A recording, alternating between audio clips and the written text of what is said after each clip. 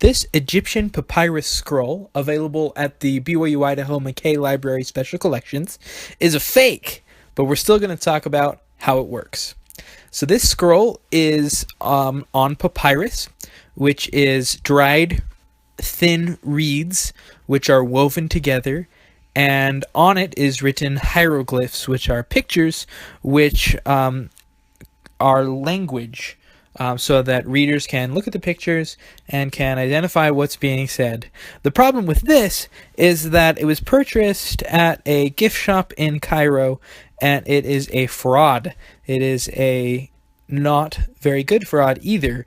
One of the scholars at BYU Idaho who has interest in Egyptian language and hieroglyphs has identified that the gods on this document are not clearly any of the ancient Egyptian gods. You can see at the top there's this little green winged man with kind of a funny looking face. He's not a real Egyptian god.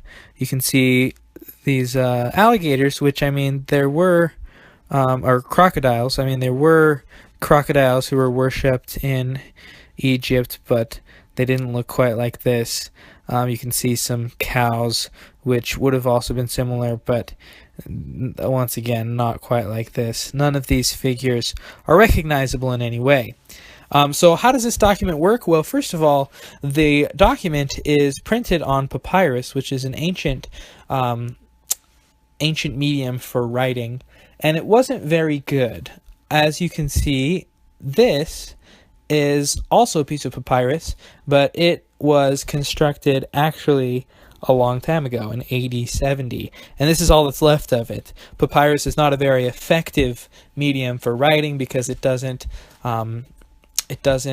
stay together very long compared to animal skin, which we've seen in that handwritten Bible, or compared to paper that we print on today, and certainly not stone and things like that.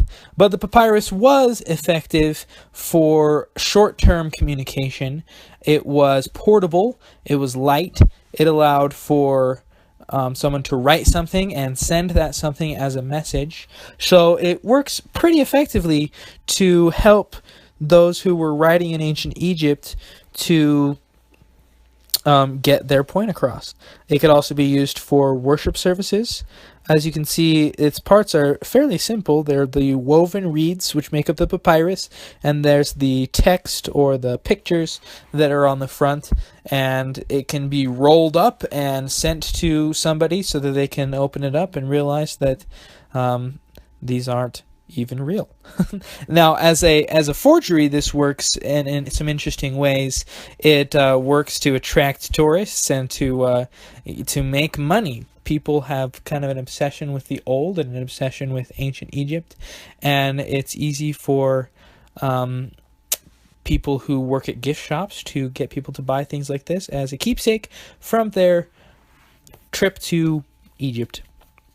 So that is the Egyptian papyrus scroll, and that is how it works.